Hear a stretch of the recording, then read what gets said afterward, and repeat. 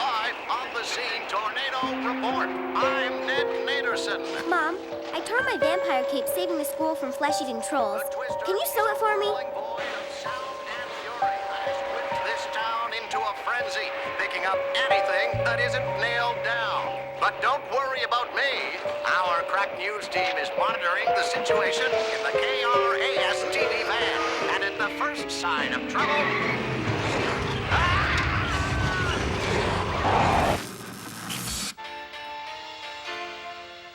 Hey, Dad, what's a twister?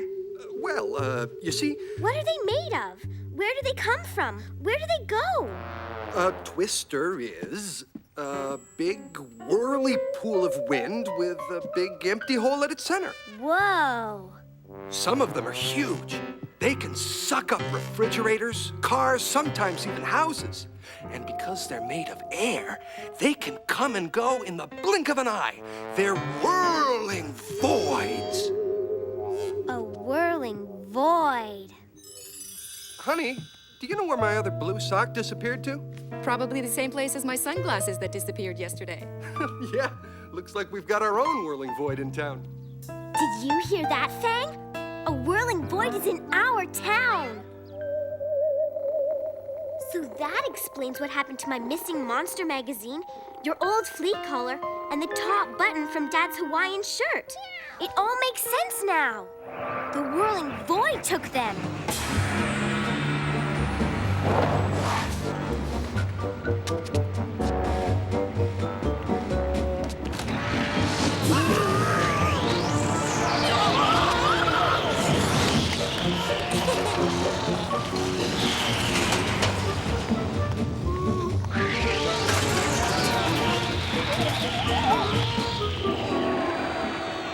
Cool.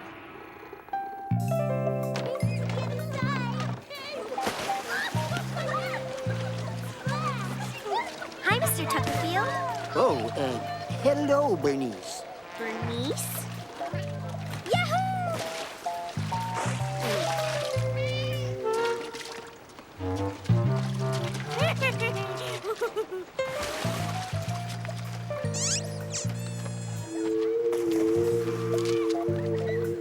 Good afternoon, ma'am. My vampire towel! It's disappeared! That clinches it. There is a whirling void in town.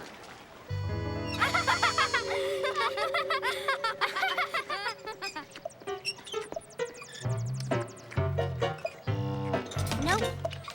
No. Not here. Hey, little Miss Fancy Cake. What are you looking for? Invisible ghost ants? No, she's not. Are you? No. Actually, I'm looking for a whirling void. See? There's no such thing as a whirling void. You just made that up. For your information, whirling voids are big whirly pools of air. They're invisible and get around by hiding under hats, in pockets, sometimes even in water bottles. They're extremely hard to catch. Then why are you trying to catch one? Because one stole my vampire towel. You see, the whirling void got into the pool area by stowing away somewhere, probably in somebody's bag. Then it sucked up my vampire towel and made good its escape by hiding inside a bag of cheese snacks.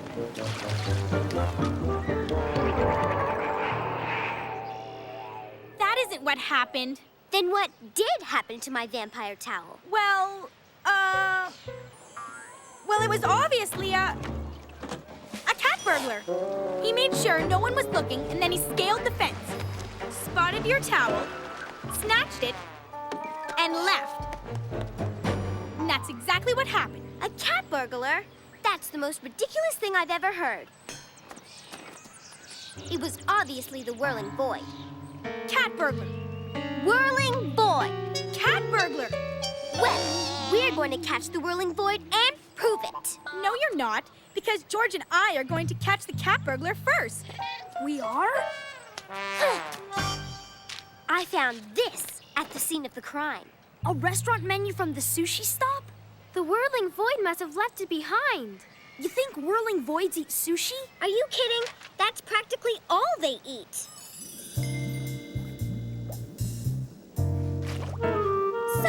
Takaki, you were saying you did have a mysterious disappearance here recently.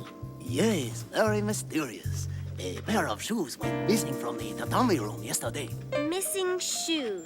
But even more mysterious, another pair of shoes was left behind. Men's pair, size 11, hopelessly out of date, and quite muddy. Very interesting.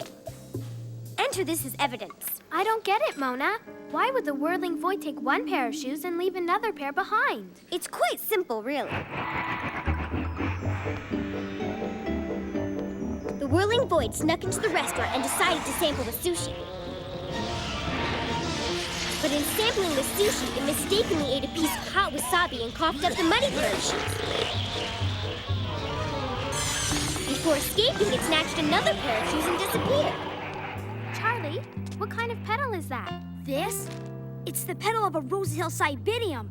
And only one person in town grows these flowers. Mrs. Brierson. Boy, we're really making progress. I wonder how Angela and George are doing. Help! Get me down! Next time I reenact the crime. So, Mrs. Brierson, you didn't see anyone or anything come through your flower bed? No, it must have happened while I was at the Salsa Fest. Who do you think's responsible? Not who, Mrs. Brierson. What? Your flower bed was a victim of the Whirling Void. Oh, dear. Should I contact an exterminator? Look, what do we have here? A beautiful silver-plated pen. Only one place in town sells beautiful silver-plated pens. Well, here we are. The beautiful silver-plated pen shop. Excuse me, sir. Do you recognize this pen? Indeed. It looks just like the pen I sold Mr. Tuckerfield yesterday. Mr. Tuckerfield? Without a doubt. He came in here complaining about his too tight shoes. We talked about the Japanese restaurant he'd just lunched at. Then he bought this pen and left. Too tight shoes? Japanese restaurant? Think back very carefully. Did anything strange happen yesterday while Mr. Tuckerfield was here? Come to think of it, yes. A customer made a complaint about losing his wallet.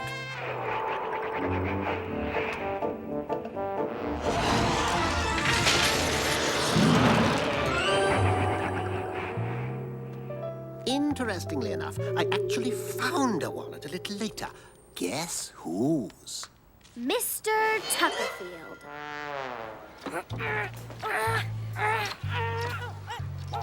Well? Look, this is getting us nowhere. Hang in there till tomorrow morning and the pool security will get you down.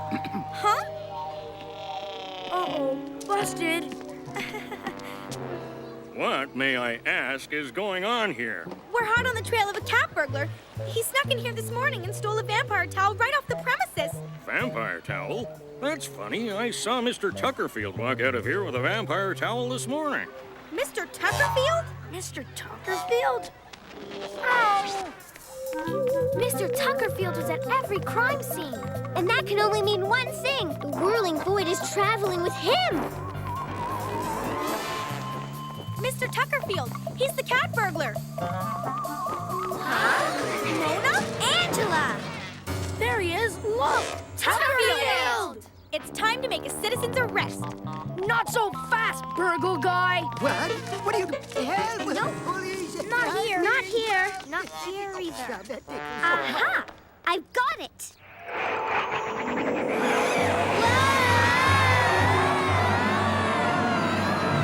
Quick, Mona! Think of something! Charlie looks like he's going to be sick! I have an idea! We can counteract the Whirling Void spinning motion by blowing against it counterclockwise! Start blowing! It's working! Keep blowing!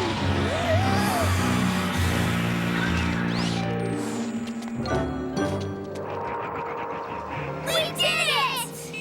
What is going on here? Mr. Tuckerfield! Mr. Tuckerfield! You picked up the wrong glasses when you came by the store this morning. These are your glasses. Hey, things aren't fuzzy anymore. Glad to be of service. Thank you, Mr. Shensky. Say, these aren't my shoes. Of course not. You cat burglared them. Of course he didn't cat burglar them, Angela. Because he had the wrong glasses on, Mr. Tuckerfield has been picking up stuff that isn't his by accident. No offense, Officer Halcroft, but it sounds kind of far-fetched to me. I'm sticking to my theory. The Whirling Void may be gone, but it will return. Somewhere, someplace. Whirling Void. The town. Quiet, calm, a peaceful place where nothing much happens. Or so it would seem on the surface. But I know the truth. The hidden secrets, the shadowy tales, the mounting terror that grips... Mona? Mona, are you still up? I'm just finishing up my diary entry, Mom. Like I was saying, I know the secrets this town hides. The unseen tales of terror concealed within its shadows.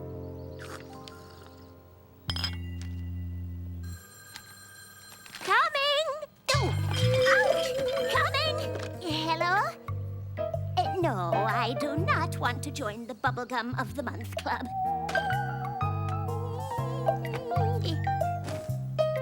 What? I've been robbed! Mrs. Bryerson's garden gnome was the first to disappear.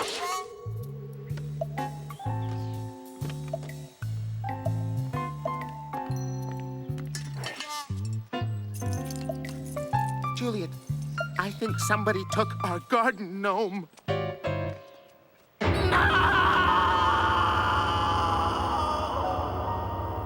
The next day at the town hall meeting,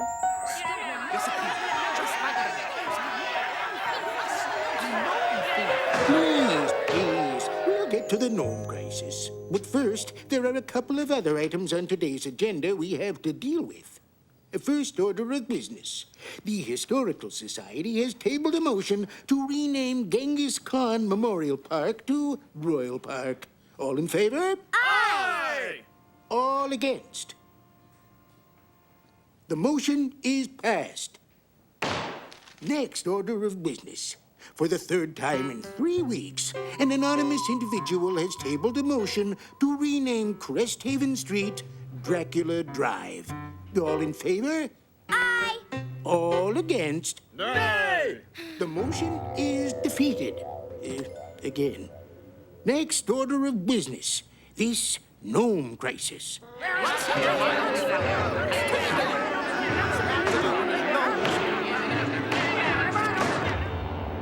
Considering the seriousness of the situation, not to mention my impending re-election campaign, I'm setting up a task force to deal with the gnome nappings. Officer Holcroft will get right on it.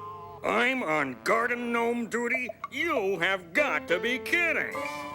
While the local authorities launched their investigation, I decided to launch my own. So you think there's more here than meets the eye? Absolutely. It's time I launched a full investigation as Mona the Vampire Detective.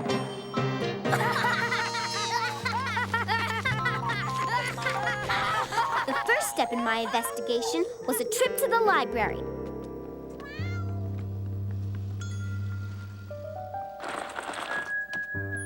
Aha! That's the book I'm looking for.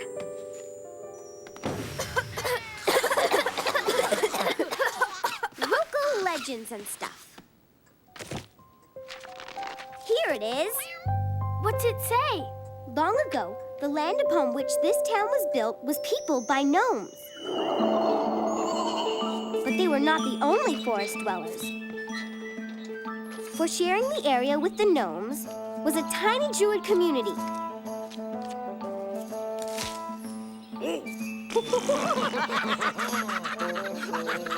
As it turned out, neither group thought much of the other, and both laid claim to the forest. Finally, the day came when the gnomes had had enough. I've had enough! It's time we rid our forest of those annoying druids! Hooray!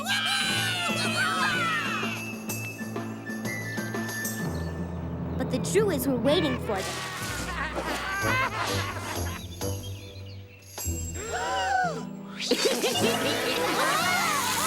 The druids turned the gnomes into stone and finally had the forest all to themselves. The gnomes! Until 2 years later when they decided to move to a warmer climate, namely Florida. Wow. Let's go.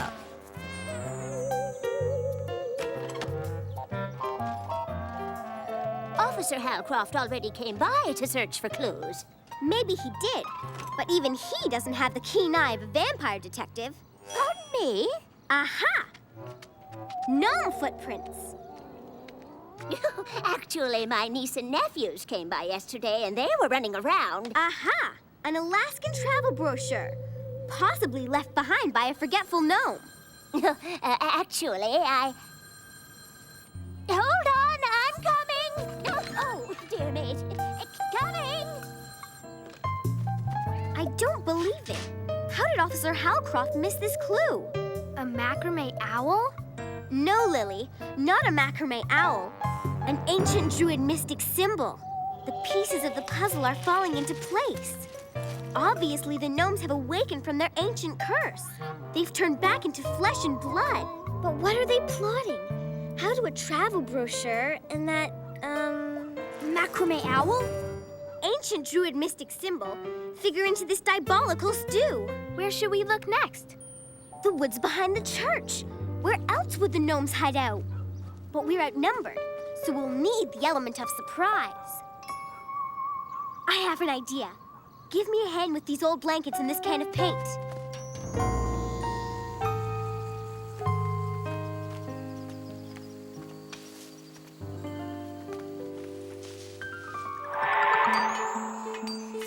We found the gnomes. But what are they up to?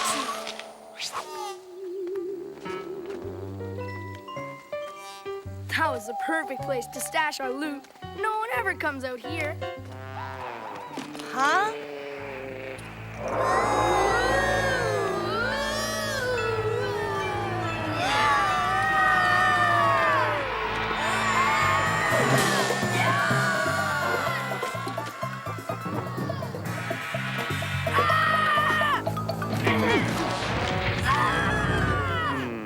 I'd swear those kids were up to something. I didn't know what George and his friends were doing there, but they weren't our main target.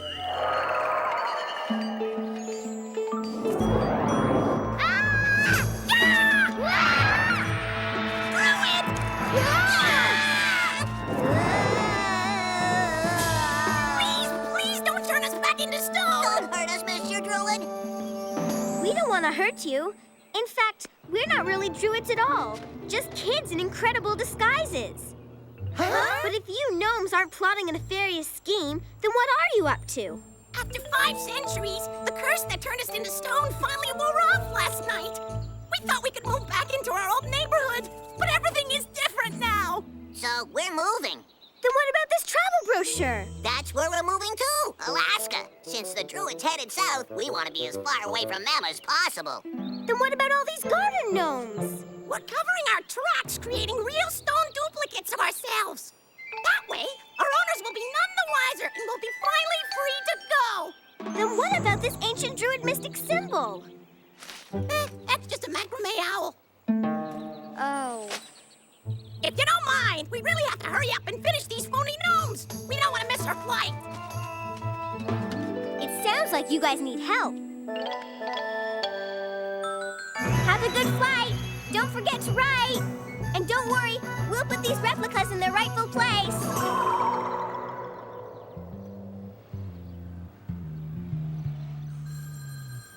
Oh! Hold on, I'm coming. Oh, for goodness sake, keep your shirt on, I'm coming.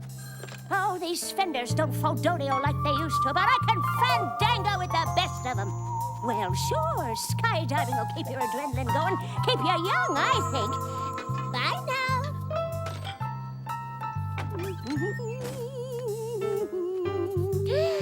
Oh, my.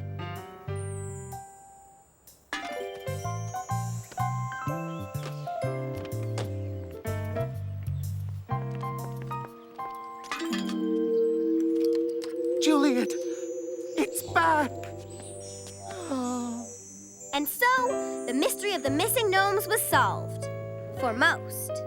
First order of business. For the fourth time in 4 weeks, an anonymous individual has tabled a motion to rename Cresthaven Street Dracula Drive. All in favor? Aye. All against? Nay! The motion is defeated. Again.